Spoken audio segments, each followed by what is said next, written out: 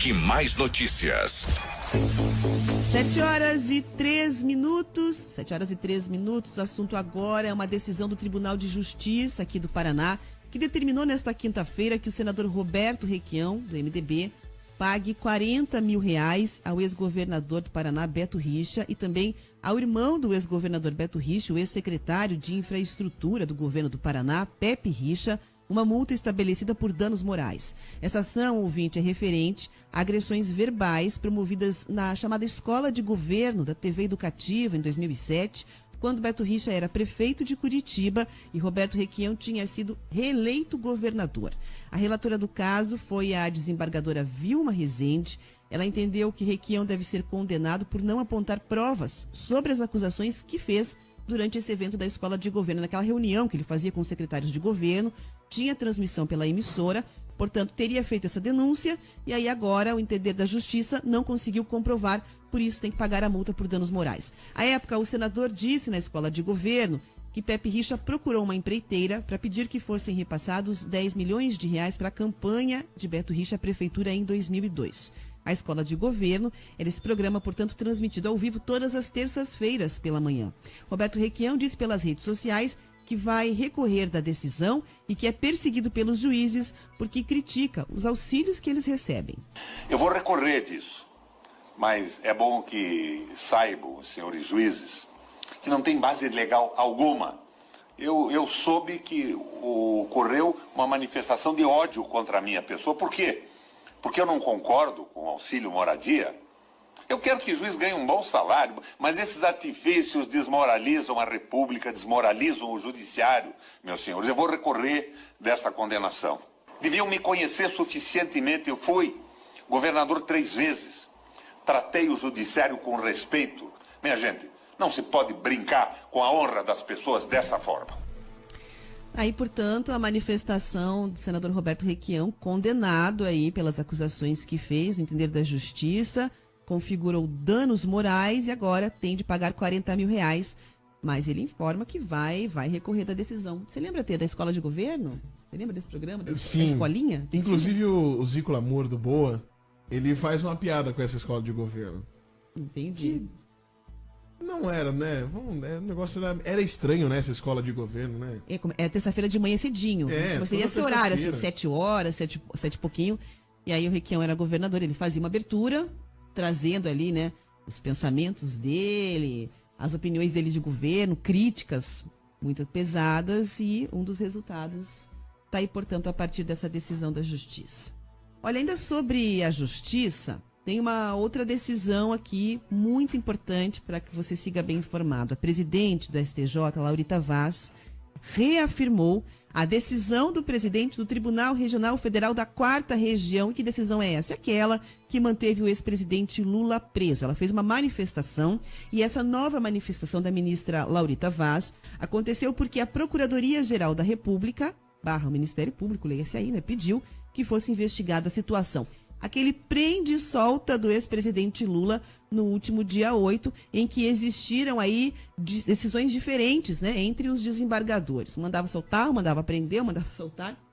E aí, portanto, está ela respondendo a essa provocação feita pelo Ministério Público, pela Procuradoria-Geral da República, melhor dizendo. Para ela, a decisão ficou definida no mesmo dia pelo presidente do Tribunal da 4ª Região, o desembargador Thompson Flores. Ele que acabou dizendo que a situação já tinha sido definida e que, portanto, o ex-presidente Lula deveria permanecer preso. Ela afirmou que a batalha judicial foi superada, está resolvida e não cabe mais discussão.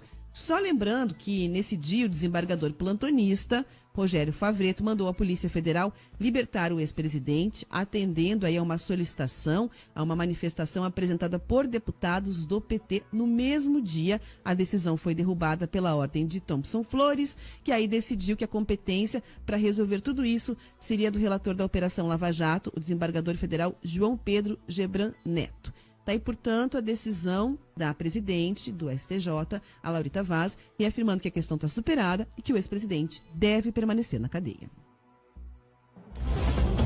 Ainda falando sobre esse dia, o ministro João Otávio de Noronha, o presidente do Conselho Nacional de Justiça, intimou o desembargador Rogério Favretto e o Gebran Neto para esclarecerem essas decisões conflitantes aí tomadas em relação à liberdade/prisão de Lula no dia 8. O juiz Sérgio Moro também foi intimado. Prazo para o envio das informações é de 15 dias corridos a partir do dia 1º de agosto, em razão do recesso judiciário, que termina no dia 31. O Conselho Nacional de Justiça recebeu 8 representações contra Rogério Favretto e 2 contra o juiz Sérgio Moro. Quer dizer, o pessoal viu essa guerra de decisões judiciais e muitas pessoas foram, assim, tomar providências, pedir providências a respeito de tudo isso. Portanto, aí está o Conselho Nacional de Justiça, que é o órgão máximo para poder verificar a postura e a conduta dos desembargadores, dos juízes, apurando a conduta de cada um dos envolvidos nesse rolo de prende e solta o ex-presidente Lula. Então, o que acontece é que essas pessoas que entraram com essas manifestações, 8 contra o desembargador que mandou soltar o ex-presidente e 2 contra o juiz Sérgio Moro, pedem a apuração sobre uma possível infração disciplinar dos dois. Esses processos tramitam sob segredo de justiça. Vamos mudar um pouquinho aqui o assunto. Claro que você lembra da Suzane von Richthofen, né? Claro, que o Brasil inteiro sabe disso. Já sabe quem é. Falou o nome, já sabe quem é. Lembra daquela história trágica, pesadíssima, chocante. Mas agora é o seguinte, tem uma medida muito polêmica aí. Uma produtora anunciou que vai lançar, ouvinte, no ano que vem, um filme sobre a Suzane von Richthofen. Esquisito, né? As pessoas iriam assistir? Não, e pra que exaltar uma história dessa, né? O nome do filme... Já é um absurdo ela ganhar indulto do Dia das Mães e do Dia dos Pais, né? Todo ano sai essa notícia. Todo ano sai isso. Do indulto Dia das Mães, Dia dos Pais. E uma coisa que é fato, as pessoas se chocam e sempre volta a ser notícia. Então, de alguma maneira, não caiu no esquecimento. Até porque foi um crime extremamente chocante. Entrou para a história dos casos criminais aí do Brasil de maior repercussão, impacto e choque. Tanto que cada ano, cada vez que ela tem um indulto, se torna notícia. Pois bem, aí tá a produtora, acho que imaginou que vai ter um filão, fazer um filme sobre a Suzane von Richthofen. Tem o nome do filme já, sabe como é que é? A Menina que Matou os Pais. E aí, segundo que essa produtora está anunciando, o que vai ser a história do filme? Vai tratar aí dos motivos que levaram a Suzane a planejar o assassinato. Pesado, hein? O elenco ainda não foi definido, mas na internet tem gente que já está dando palpite, sugerindo quem que deveria interpretar a Suzane von Richthofen. Então, entre as opções tem lá o pessoal sugerindo a Débora Seco, a Camila Débora Seco Queiroz. já fez a Bruna Surfistinha. Então agora vai ficar muito estranho. Camila Queiroz, Débora Falabella, Mariana Ximenes e Carolina Dickmann. O pessoal na internet está sugerindo e tal. Mas será que o pessoal vai ter bilheteria? Será? As pessoas vão sair de casa pra assistir Eu não saio da minha casa pra assistir esse filme. Eu também não. Apesar de todas aí, que mais se encaixa, eu acho que seria a última que você falou. A Carolina Dickmann? A Carolina Dickmann, isso. Fez a cena do corte do cabelo e tal. Se eu tivesse eu acho que escolher... ela não tem nada a ver com a menina também, né? Eu acho que a Débora Falabella que tem um trabalho, acho que de atriz, assim, de teatro e tal, né? Talvez tenha essa coisa do personagem. Mas, assim, é bem controverso o filme. Primeiro pela temática e segundo porque tem aquela linha, né? De repente, tentar justificar, não sei, né? Você tem que entender bem qual é o propósito, né? Não vai ser uma defesa, porque vai apresentar os motivos dela, porque ela cometeu o crime. Talvez um dia, assim, lá no final de semana, que não tem nada pra fazer, eu pensaria em assistir lá, tipo, na terceira opção de um filme, eu assistiria, mas... Tem os ouvintes já se manifestando aqui a respeito disso. Vamos registrar aqui um pouquinho as participações dos ouvintes. Tem o João dizendo assim, eu não curto esse tipo de filme. Mas não é incomum, tem vários filmes de assassinos. O Zodíaco, por exemplo. Mas o Zodíaco nunca foi preso, né? Desculpa se deu spoiler do filme aqui. Mas é um caso notório dos Estados Unidos. Era um serial killer lá e tal. E acho que não foi identificado. Ninguém sabe quem era o tal do Zodíaco. Tem gente dizendo, eu vou boicotar esse filme, que é o caso da Renata. É um absurdo fazer um filme sobre isso. E muitos ouvintes mandando bom dia. Tem gente falando também, sabe do que, da história do aeroporto Afonso Pena. Continua com esse negócio do Afonso. A gente chegou aqui, a primeira mensagem era do Afonso Pena, do aeroporto de Curitiba. Pois só pra situar o ouvinte, ontem eu falei aqui, a situação dos aeroportos, a gente sempre traz pro ouvinte da Jovem Pan seguir muito bem informado, e a gente trouxe a informação do Aeroporto Internacional Afonso Pena, que eu falei que fica na região de Curitiba, e aí teve ouvinte dizendo que não fica na região de Curitiba, que era para eu dizer que ficava em São José dos Pinhais. E aí muitas pessoas participaram sobre isso. Então já teve hoje também mensagem do pessoal falando do Aeroporto Internacional Afonso Pena, que hoje nem falei a localização, falei só da situação. Aqui na live do Facebook, o pessoal também tá comentando sobre a questão do filme. E a Isa diz pra gente que absurdo, mata os pais e ainda darão ibope pra essa sujeira, né? Será que há defesa e justificativa pra isso? Nunca. Eu também não apoio. Esse tipo de filme não tem que existir. Não tem que existir. Não faz sentido. Aqui no WhatsApp também, ó. Jamais gastar iria dinheiro com... assistir Não, e assim, tomara que não tenha, né, nenhum incentivo de lei Rouanet, nada desse tipo de coisa, porque senão seria mais um absurdo. Pois é. É isso aí. Tem aqui na participação também dizendo, olha, jamais iria assistir a um filme desses. As pessoas são muito manipuladas e podem querer fazer a mesma coisa. Agora, por exemplo, como será que foi nos Estados Unidos quando anunciaram que iam fazer uma série lá sobre o O.J. Simpson também, né? E aquela série é muito boa. Aquela série tem uma série maravilhosa na Netflix, que é muito boa, mas também deve ter sido muito controversa a situação. Porque também foi um crime muito chocante para a história deles, né? Inclusive tem um programa que eu sempre fico discutindo sobre esse programa se acontecesse aqui no Brasil. Que é aquele programa que passa, eu acho que é na Fox que passa, ou no EXN, alguma coisa assim. Que é o tratamento de choque, que os caras colocam as criancinhas no presídio lá nos Estados Unidos. Que isso? Tipo assim, você tem lá a criança que a criança é completamente virada, né? Rouba, já tá traficando com 10 anos, 12 anos. Aí eles vão, catam essas crianças e jogam pra dentro do presídio. Com os caras grandão lá e tal. Daí os caras. Aí os policiais vão pra cima e falam: você tem que respeitar aqui, blá. E começa a dar de dedo nas crianças. Aí manda as crianças fazer exercício. Aí jogam numa cela junto com aqueles caras grandão, assim, os presos mais fortes e tal. Aí os presos vêm pra cima deles e começam a xingar. É uma loucura o programa. É uma loucura. Crianças e criancinha de 12 anos, assim. É criança de 12, 13 anos. Pode. Eu fico pensando, meu Deus do céu, será que se isso acontecesse aqui no Brasil, ia ficar um mimimi danado, né? Acontecer isso. Porque imagina que loucura, botar a criança na cadeia com os policiais e os bandidos em cima, assim. Esse é verdadeiro sem limites. Tá aí a situação. Esse é o verdadeiro sem limites, não é internet. Ó, tem um ouvinte que falou aqui, eu sou a favor desse programa. É mesmo? Então tá aqui. Rick Mais Notícias. De volta com o Rick Mais Notícias na manhã dessa sexta-feira, 20 de julho de 2018. Terribas, tem muita gente mandando participação aqui para falar do seriado que você comentou, o tratamento de choque. Tem, é verdade. Muita gente assiste esse programa aí. O pessoal tá falando aqui assim, qual a diferença entre fazer um filme de ficção científica imitando a vida real ou um filme contando a verdade dos fatos que ocorreram? Acredito que a única coisa que não pode existir é a arrecadação de dinheiro para assassino.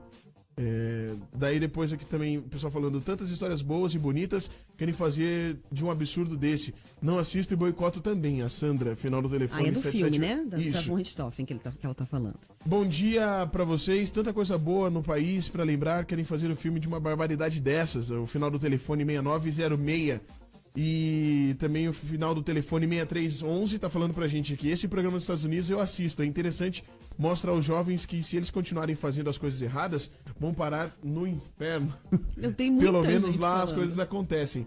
É verdade, lá a cadeia dos Estados Unidos é muito mais rigorosa. Pois é, mas para esclarecer, é importante. Eu não sabia, não entendi essa informação com tanta clareza. Quer dizer, as crianças que vão participar do programa são menores infratores. Isso. Tem histórico de violência. É mais ou menos olha aqui o que acontece se você crescer e for parar na cadeia, é isso? É um experimento. Teve um ouvinte aqui que mandou, tô procurando a participação dele dizendo que é um experimento social a respeito disso. Isso, a Mary tá falando com a gente aqui, ó. Filme é filme, mesmo baseado em fatos reais. Mas quem vai bancar e depois seria justo a assassina dos próprios pais receber os royalties pelo enredo? Já basta os benefícios que ela tem usufruído, diz aqui a Mary. É verdade, né? Porque já tá de benefício, já tem bastante, né? Matou os pais, tem indulto ainda. É um absurdo. Todo ano sai isso, né? Já é chato já pra gente, já é chato. Tem pautas. Mas todo ano tem isso. Que a gente já sabe que vai fazer. Por exemplo, passou Natal, todo repórter sabe que vai fazer o quê? Aquela troca dos presentes. Isso. Páscoa, o ovo na última hora que vai encontrar quebrado e tal. E a Suzane von Richthofen é uma dessas pautas que você já sabe que vai fazer toda vez que tem indulto para que ela possa sair. Se for falar de filme baseado em fatos reais, então que faça um filme, por exemplo, que nem do Fred Mercury, que vai ter lá o Bohemian Rhapsody. Aí é legal. Vai fazer um filme, então, de uma história real, de uma história de superação, alguma coisa. Agora, de uma menina que matou os pais. Aqui. Do O.J. alguém mandou aqui que, na verdade, não está enaltecendo aqui. A série do O.J. não exalta o O.J. Simpson, né?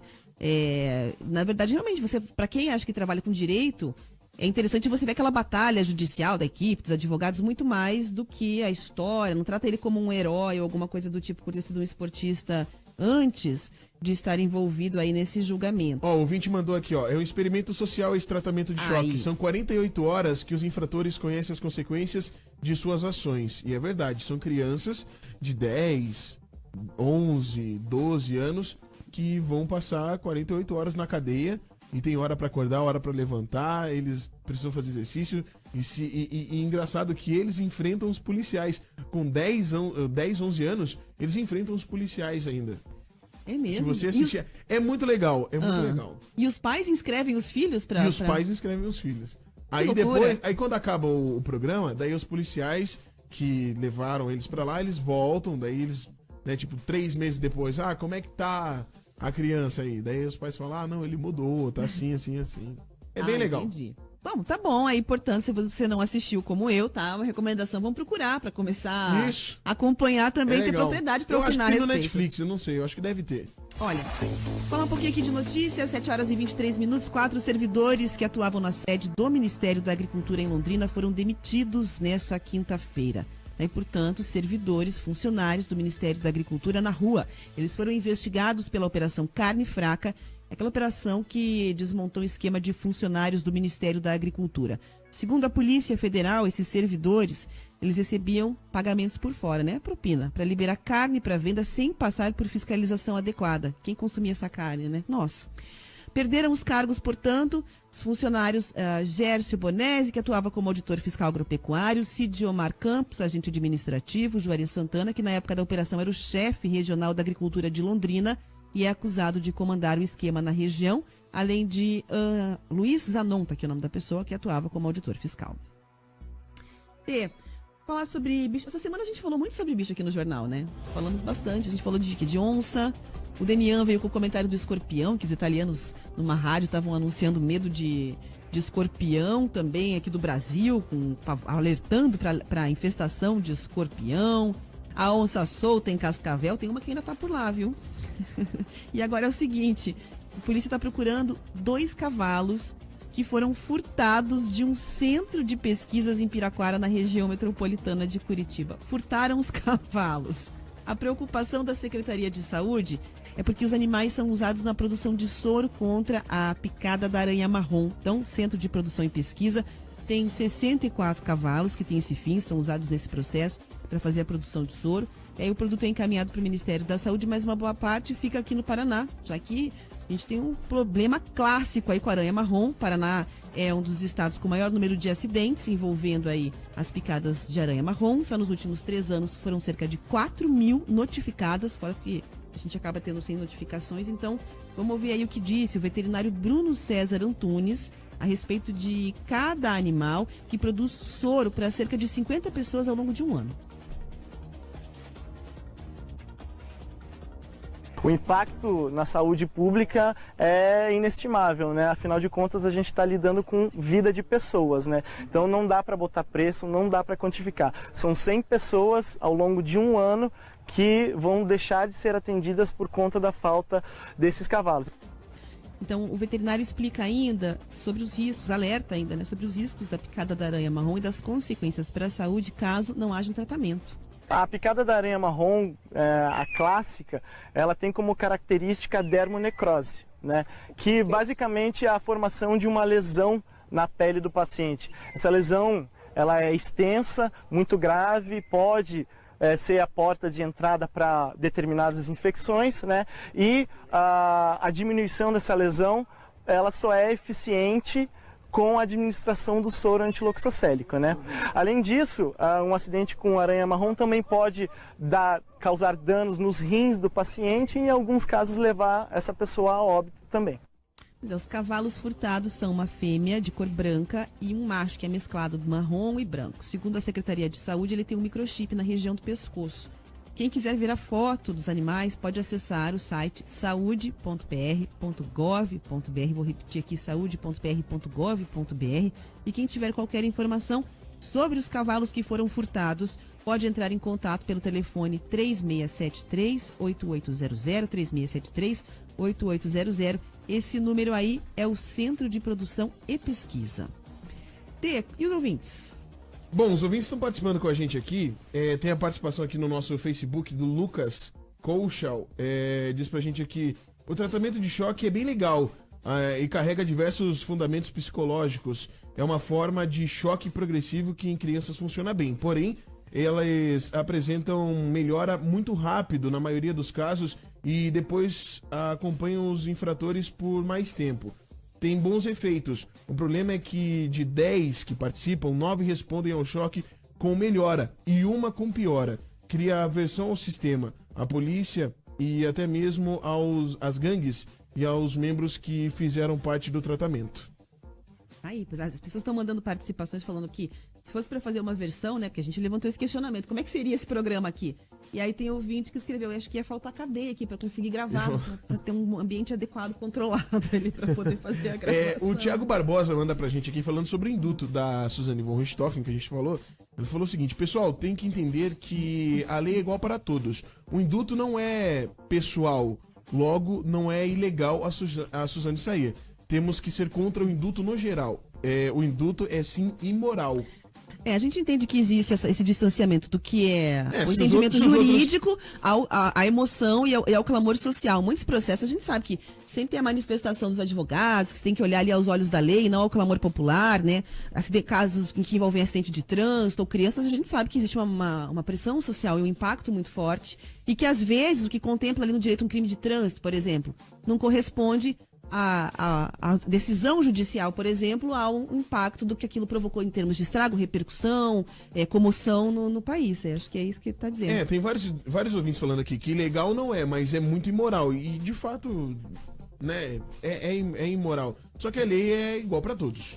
Né? Tem gente dizendo o seguinte: a gente falou aqui da intenção de uma produtora de fazer o filme da Suzane von Richthofen e tal, para contar ali como é que foi, o que aconteceu e tudo mais. E aí tem muita sugestão na internet quem seria a Suzane von Richthofen, mas tem um ouvinte que mandou aqui sugestão de quem seriam os atores, na opinião dele, adequados para fazer os irmãos Cravinho. Sabe quem ele botou aqui, Tê?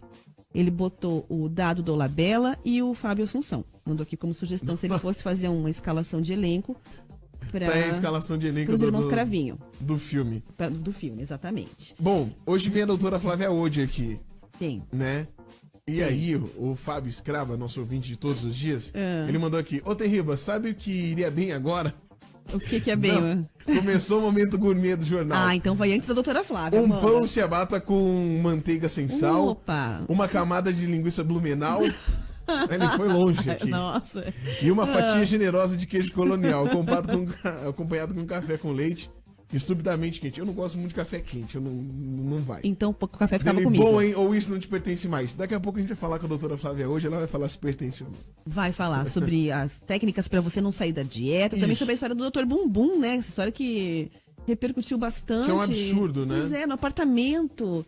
E aí, enfim, ela vai trazer informações a respeito disso tudo. Tem muita gente falando assim, a produtora faz o filme que ela quiser, desde que é livre para fazer qualquer tipo de filme, aqui ainda sobre a história do filme da Suzane von Richthofen. O que eu não concordo é ter captação de recurso público.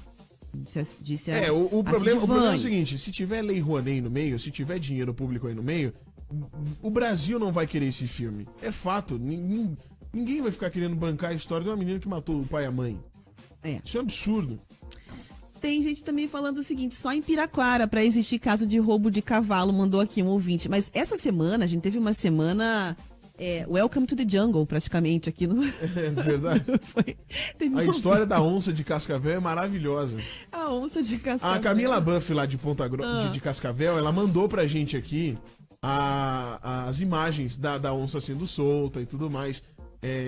E, tadinha, a onça é bonitinha. Lógico, não tava, né, na melhor forma. Sim. Né, física, mas É uma. Tem outra ainda que tá por lá. Você sabe que eu fui no Beto Carreiro? E daí dá uma dó no coração de você chegar lá e ver o leão. Porque tem 3 leões numa jaula que é muito pequena.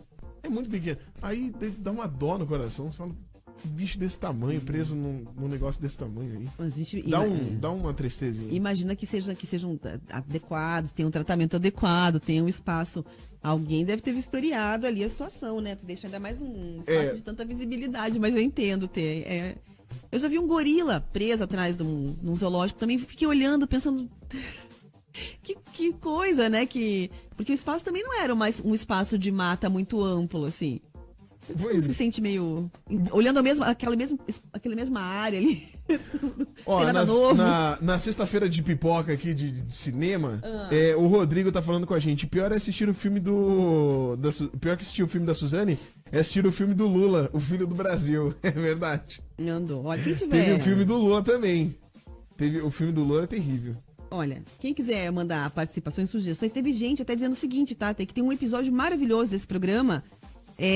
Do tratamento de choque, em que eles mostram os meninos indo daí pra cadeia e tal, e um dos presos era um menino que já tinha participado de um episódio anterior e não deu certo pra ele. Ele voltou. Foi pra uma rehab, foi de novo Verdade. pro tratamento. O Marcos Ribeiro que tá contando aqui desse episódio pra gente. Ó, o Sirton tá falando pra gente aqui, para fazer o papel da Suzane no filme, coloca a Gleice. Não coloca inglês, não. Daí o filme vai ficar. Tem aqui o pessoal tá mandando Bolsonaro. A produtora do filme para fazer qualquer tipo de filme. A produtora é livre para fazer qualquer tipo de filme. O que não concordo é que tem a captação de recursos públicos. Tá todo mundo batendo nessa tecla aí de que se tiver recursos públicos nesse filme da Suzane von Richthofen, não vale a pena. O pessoal vai ficar de olho, com certeza, para acompanhar. Além da escalação, que tem muita gente dando palpite, como é que vai custar, como é que vai pagar por essa produção. Bom, e só para dar uma pincelada aí no futebol, o Neymar deu as primeiras declarações aí depois que o Brasil saiu da Copa do Mundo, né? Ele já saiu do luto, garantiu que vai ficar lá no PSG, então o pessoal que tava aí na dúvida se ele ia sair ou não, ele vai continuar no PSG. Já tá tudo normalzão pra ele, a vida que segue. Ele falou sobre o Kaikai. E as nossas contas estão aqui. Perguntaram pra ele sobre a fama de Kaikai dele e tal, e aí ele deu uma resposta assim de que ele tinha que levar na esportiva, tinha que levar numa brincadeira, porque só ele sabia o quanto ele foi perseguido dentro de campo. Mas tem algumas colunas e tal publicando que teria uma equipe aí especializada, contratada para fazer uma reabilitação da imagem dele depois da Copa. Rick Mais Notícias. Aí voltamos com o Rick Mais Notícias na manhã dessa sexta-feira, 20 de julho de 2018. Aqui no estúdio já está conosco a doutora Flávia Ode. Doutora, bom dia. Bom dia, Rafa. Bom dia, Terribas. Bom dia, doutora Flávia Ode. Sexta-feira. E aí, essa semana o que pegou a gente foi a história do doutor Bumbum. Exato. Só se falou disso. Só se fala disso, né? E aí? Pois é, doutora, que história foi essa? Que loucura é essa de atender no aeroporto, injetar umas substâncias esquisitíssimas nas pacientes e ainda bombar no Facebook? As mulheres viajavam para ser atendidas por ele. Exato. Na verdade, o que ele dizia que aplicava e que vão até periciar para ver se é só isso mesmo, é uma substância que chama polimetilmetacrilato, que é o PMMA, né, o metacril, e que ele fazia de maneira mais exagerada na região de glúteos, para aumentar glúteos, eu acho que também panturrilhas. Então, o que acontece? Essa é uma substância líquida, mas é uma substância plástica, que ela tem microesferas plásticas que vão preencher aquele local e, consequentemente, dar aquele volume que a pessoa quer. Mas é extremamente perigoso porque nessas regiões de grande extensão, tem que ser colocado um grande volume, não é indicado. Inclusive, a Sociedade Brasileira de Cirurgia Plástica condena esse tipo de aplicação e orienta muito bem o paciente a ter cuidado sobre esse tipo de procedimento. Em relação ao local que ele fazia, a gente não tem nem o que comentar, né? Ele foi essa moça que infelizmente faleceu estava no apartamento, né? Ele atendia em casas, até em reforma e dentro de ambiente de, como você falou, de aeroportos. Algo assim que a gente não pode nem chamar que esse indivíduo é um médico. um doutor, né? O doutor bumbum. E exatamente o que nos causa espanto é isso. As pessoas espalhando essa notícia sobre ele e viajando atrás dele. Sendo que hoje nós temos todo o acesso à informação, aos cuidados, e a gente vê o quanto a estética importa na vida da pessoa e quantas pessoas fazem loucuras sem pensar na saúde. Porque às vezes assim, a mulher ali, ou o homem, né, quer fazer um procedimento estético, sabe que é caro, Sim. mas daí acha alguma indicação barata e vai aposta. Exato. Fala, não, mas eu só tenho tanto, mas eu vou tentar fazer, aí vai lá e o barato acontece isso aí. E às vezes nem é barato, às vezes faz a fama, como o Dr. Bumbum, que é o sucesso que transforma de um dia pra noite, mas aí é meio alternativo, você sabe que não é. E a pessoa se submete. Parece que ela não associa a estética à saúde e à vida. Inúmeros casos, não só com esse profissional, já foram relatados, inclusive por profissionais não médicos, em relação a esse produto. O que acontece? Ele é um produto líquido, que na maioria das vezes pode ser injetado de maneira, tanto em plano muscular errado, ou plano de pele errado, e causa muitas vezes trombose, ou causa um trombo dentro dos vasos sanguíneos, o que faz com que ocorra essa necrose. No caso dessa moça, eu tenho a impressão que ela teve uma embolia pulmonar pelo exagero da substância colocada, além da necrose que ocasionou na pele. E na sequência apareceram várias outras pacientes reclamando e tal. E ele não cobrava barato, ele cobrava quase 20 mil reais, o que a gente sabe que é um valor muito próximo de um cirurgião plástico.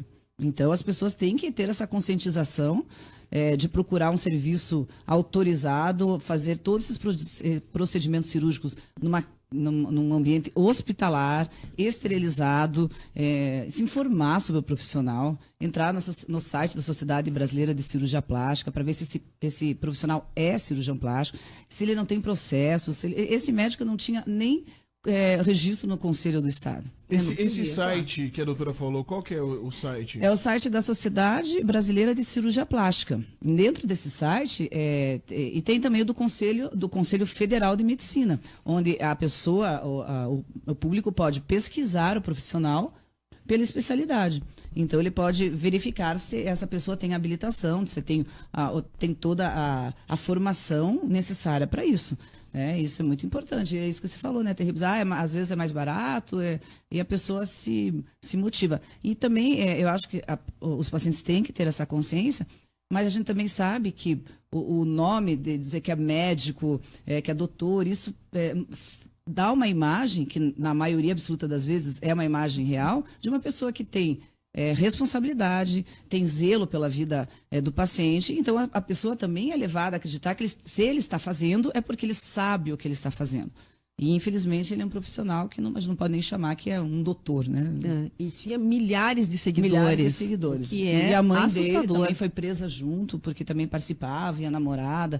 E lembra aquela modelo também sofreu esse tipo de problema, uma que foi internada, uma moça agora que virou evangélica, mesmo que era, acho que verdade, que participou Andressa, de um reality, como é o nome dela?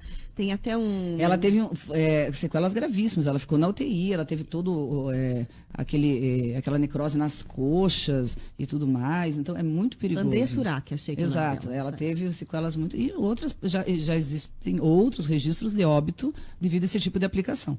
E às vezes a pessoa até mistura outras substâncias.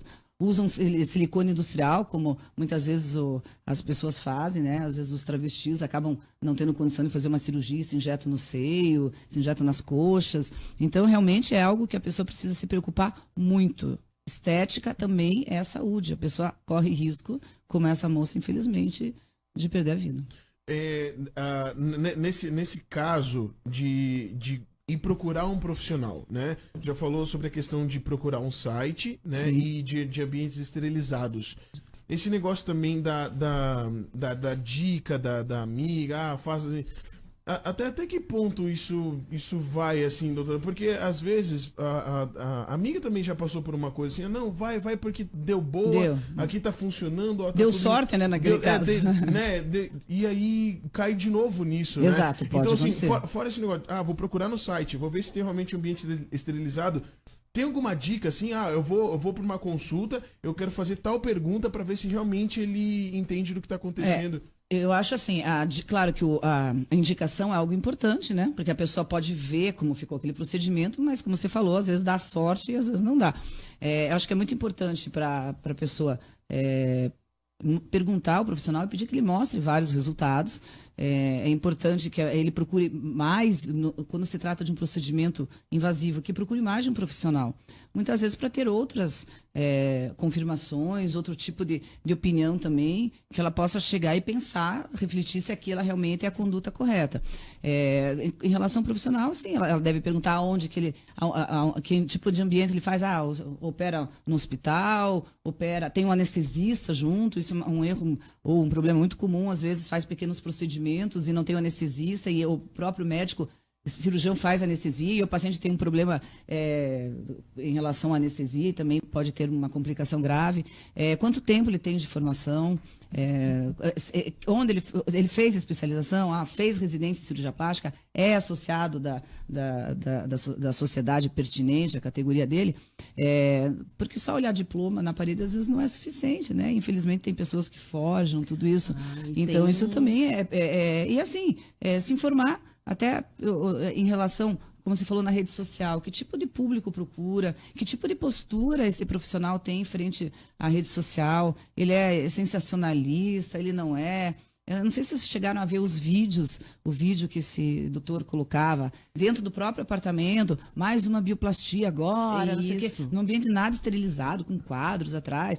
Logo estamos chegando como se fosse um show, né? Logo estamos saindo aqui, indo para São Paulo. Então observe qual é o tipo de comportamento que ele tem nas redes sociais, que tipo de comentário ele faz, que tipo de... E também pode procurar com outras pessoas que operaram. Né? Teve alguma complicação, não teve? A pessoa tem que ficar muito atenta nisso. E hoje todos nós temos um bom acesso a esse tipo de informação.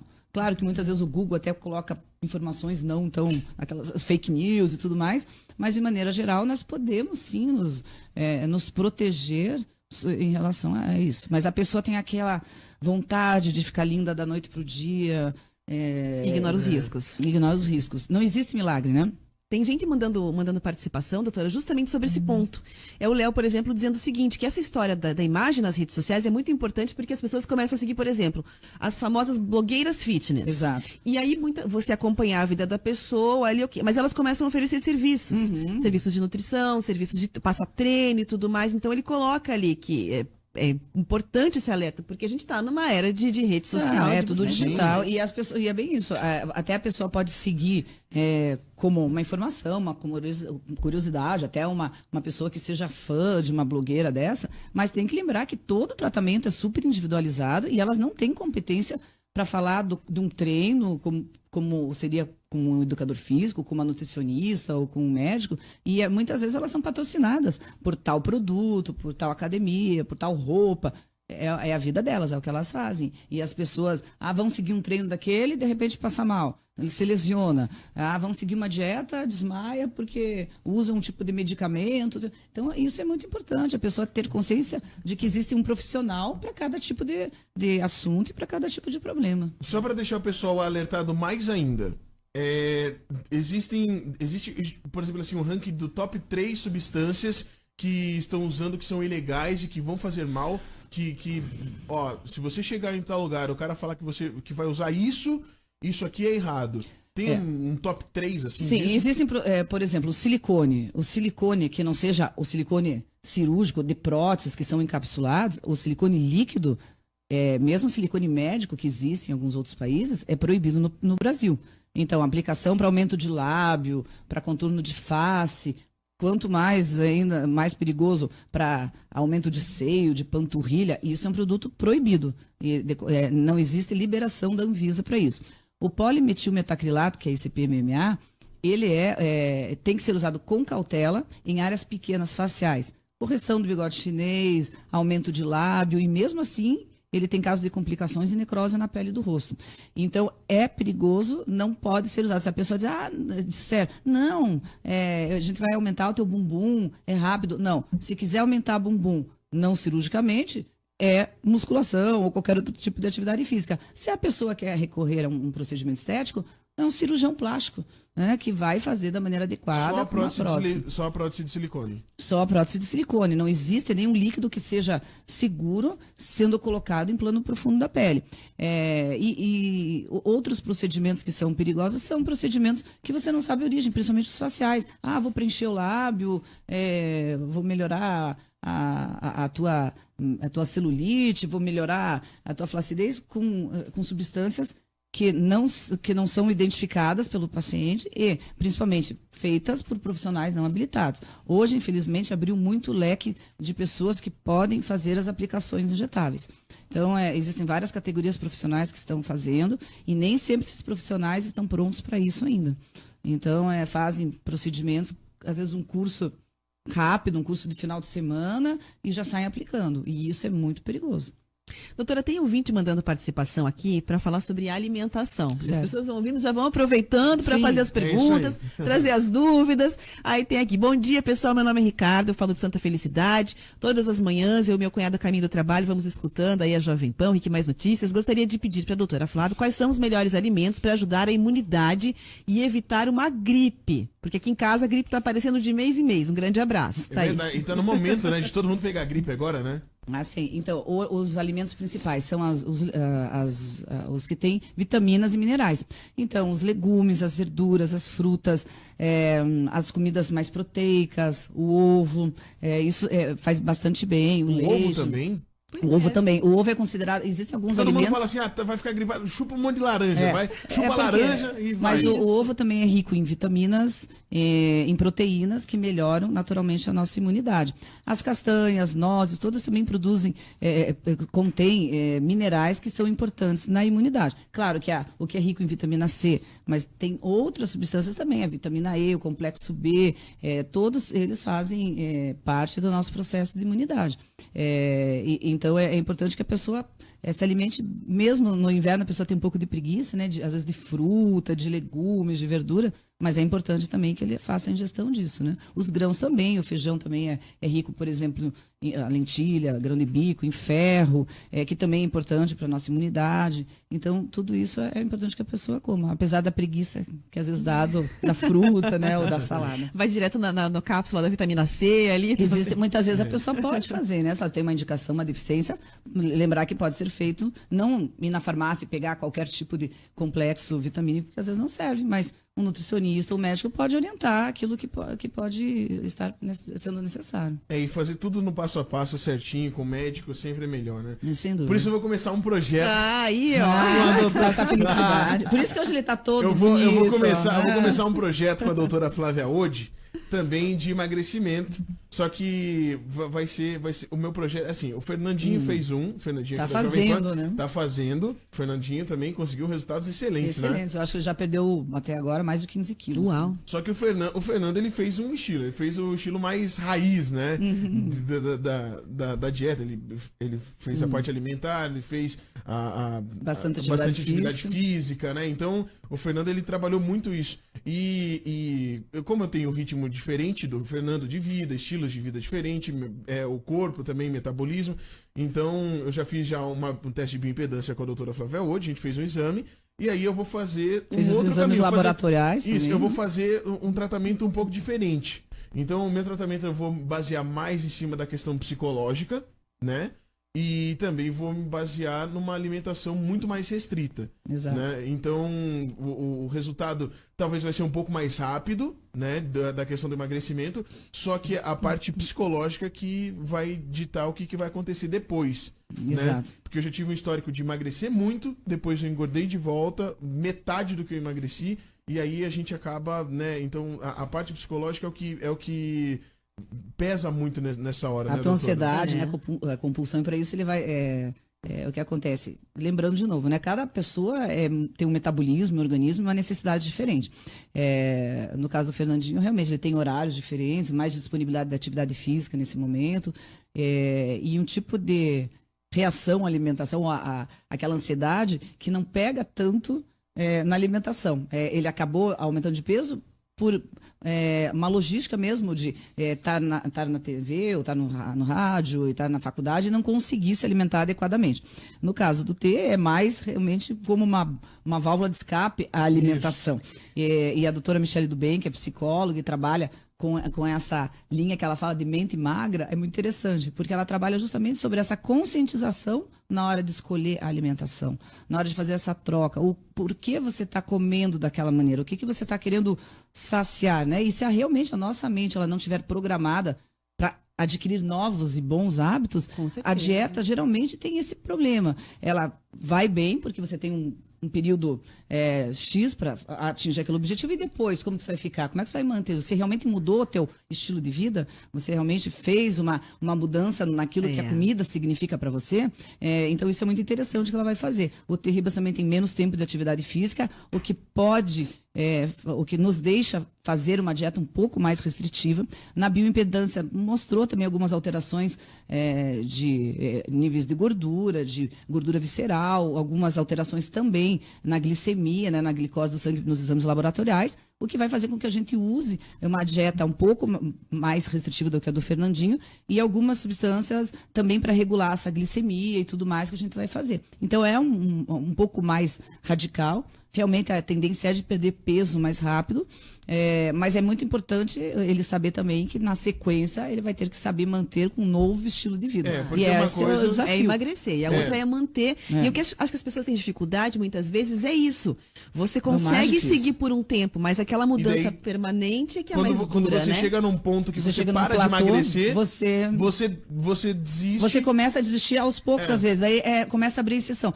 Hoje não deu para ir à academia. Tudo bem, amanhã eu vou. Hoje eu vou só comer essa pizza aqui, amanhã eu vou tomar essa cerveja, mas segunda a gente começa a ressuscitar aquele hábito antigo. Isso é a pior coisa que pode ter. Eu prometo que eu vou expor todos os meus problemas e dificuldades psicológicos e dificuldades no Instagram. Você vai, provavelmente, você que está ouvindo a gente, vai se identificar com algum, você que passa por algum problema alimentar, você vai se identificar com algum, e eu vou explicar como que eu tô fazendo para poder sair disso também, tá? Isso. Então vai ser assim, eu vou compartilhar mais essa parte psicológica com vocês do como fazer, porque dieta todo mundo sabe como é que vai de um princípio. E é individualizada também, exato, né? exato. Então, essa questão psicológica é onde que eu vou trabalhar mais. Então, se você quer saber o que eu vou fazer, como eu vou fazer, pode me seguir no Instagram, @oterribas, TERRIBAS, tudo junto, Oterribas. No Facebook também, você pode me seguir lá no Facebook. E aí eu vou fazer esse trabalho com a doutora Flávia hoje, vai ser bem legal, vai ser um projeto um pouco diferente do Fernando, por isso. Porque a gente vai trabalhar a parte psicológica também. Quando começa? Que a gente vai começar no mês que vem, dia 1º. Olha aí que beleza. Exato. E assim, o que é importante é saber que mesmo sendo uma dieta mais restritiva, é uma dieta segura. Não adianta a gente fazer uma dieta onde a pessoa perca massa muscular, que ela fique fraca, que ela fique com deficiência de proteína e de mineral e de vitaminas. Tem uma diferença grande entre a gente perder peso e emagrecer. Você pode perder peso em água, em músculo e não em gordura. Emagrecer, sim, é perder massa gorda. E depois dessa perda mais rápida, é claro que ele vai ter todo um acompanhamento para mudar de hábito, começar a fazer atividade física de uma maneira regular e efetiva, e aí é um segundo ciclo, onde já muda toda o tipo de alimentação, a suplementação. É muito importante quando a pessoa faz isso, ela não fazer sozinha, porque como até nós estávamos comentando das blogueiras, a nossa intenção não é essa, a nossa intenção é só mostrar que a mudança é sim possível e que todo mundo sofre com isso. A maioria das pessoas é isso. Verdade. Como que eu me mantenho? O mais difícil é isso. E isso que a gente vai. Se a cabeça estiver boa, o corpo vai ficar bem. O corpo vai ficar bem. É isso daí. Isso aí. Fechou então, né? Fechou a semana muito bem, né? Falar de saúde assim é legal. É muito bom. Vamos bem pro fim de semana. Doutora, muito obrigada. Eu que agradeço. Até semana que vem.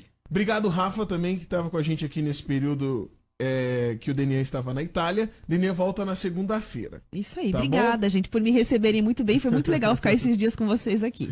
Obrigado, Rafa. Obrigado, doutora Flávia. Hoje, na virada do break, tem o Rock and Pop aqui na Jovem Pan.